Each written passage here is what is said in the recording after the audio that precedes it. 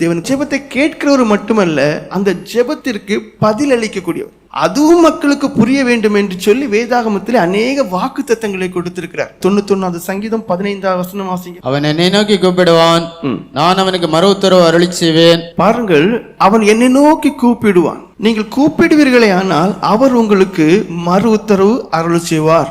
ஆபத்தில் நானே அவனோடு இருந்து அவனை தப்புவித்து அவனை கனப்படுத்துவேன். அவர் நோக்கி கூப்பிடுவீர்களே ஆனால் அவர் மறு உத்தரவு அருளக்கூடிய தேவனா இருக்கிறார். சின்ன பிள்ளைங்கிட்ட கேட்டா கூட ஜெபம் பண்ண மாட்டேங்குது.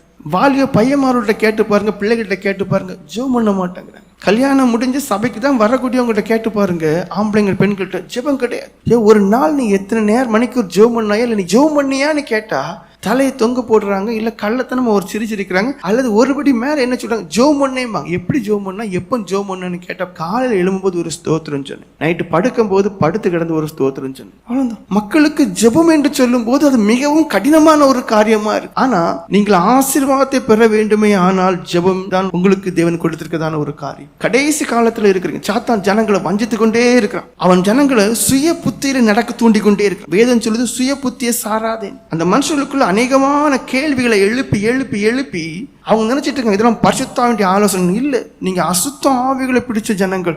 அசுத்த ஆவி உங்களை அலக்கழிக்குது. அது தேவையில்லாத சந்தேகங்களை உங்களுக்குள்ள போட்டு தேவையில்லாத கேள்விகளை உங்களுக்குள்ள எழுப்பி, நான் ஜெபித்து எனக்கு என்ன கிடைச்சு, நான் இப்படியெல்லாம் ஜெபித்தேனே.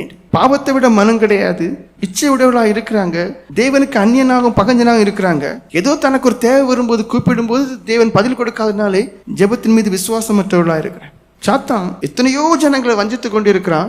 எழும்பும் போது ஜெபம் பண்ணாத நிறைய ஜனங்கள் இருப்பீங்க, படுக்கும் போது ஜெபம் பண்ணாத எவ்வளவோ ஜனங்கள் இருப்பீங்க, நன்றி உணர்வோடு ஸ்தோத்திரிக்காத ஜனங்கள் எவ்வளவோ இருப்பீங்க, ஜெபமே இல்லாத ஜனங்கள் பார்த்தா கிட்டத்தட்ட 50% மேல ஜனங்கள் இருப்பீங்க. ஆனா தேவன் சொல்ற, நான் ஜெபத்தை கேட்கிற தேவன், என்னால் தான் எல்லா ஆசீர்வாதமும், நீ கேளுங்கிறார். ஒருபடி மேல போய் சொல்லி வாக்குத்தத்தம் தருகிறார், அவன் என்னை நோக்கி கூப்பிடுவான், நான் அவனுக்கு மறு உத்தரவு அருளுவேன் என்று. அப்படியானால் தேவன் ஜெபத்துக்கு பதிலளிக்கக்கூடியவர் என்று ஏசாயா தீர்க்கதரிசியின் புஸ்தகம் 58 அதிகாரம் 9 வசனம் வாசிங்க. அப்பொழுது நீ கூப்பிடுவாய், கர்த்தர் மறு உத்தரவு கொடுப்பார். நீ சத்தமிடுவாய், இதோ நான் இருக்கிறேன் என்று சொல்லுவார். பாருங்க, நீ கூப்பிடும் போது நான் மறு உத்தரவு கொடுக்கக்கூடிய தேவனா இருக்கு. எப்ப நாலஞ்சு, அப்பொழுது நீ கூப்பிடுவாய், கர்த்தர் மறு உத்தரவு கொடுப்பார், நீ சத்தமிடுவாய், இதோ நான் இருக்கிறேன் என்று சொல்லுவார். பாருங்க, அந்த தேவன் எவ்வளவு வாக்கு தந்திருக்கிறார். ஆண்டவரே என்று கூப்பிடும் போது நமக்கு தேவைகளை சந்தித்து நிச்சயமாக இறங்கக்கூடியவராக இருக்கிறார் என்று வேதம் சொல்லுகிறது. ஏசாயா 65:24 சொல்லுங்க. 65:24 வாசிங்க.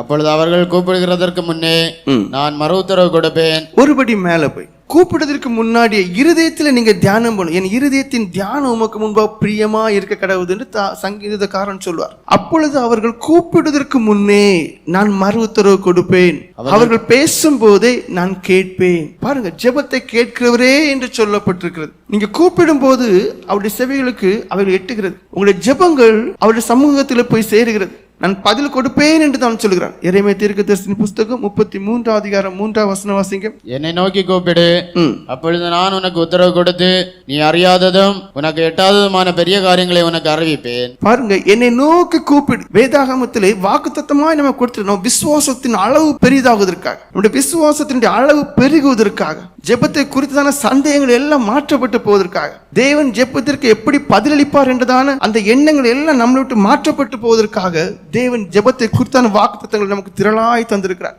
என்னை நோக்கி கூப்பிடு, அப்பொழுது நான் உனக்கு உத்தரவு கொடுத்தேன். பாருங்கள், அப்பொழுது. அப்படியானால் தேவனிடத்திலிருந்து எந்த ஒரு ஆசீர்வாதம் வேண்டுமே ஆனாலும் கூட கூப்பிட வேண்டும் என்று இருக்கு.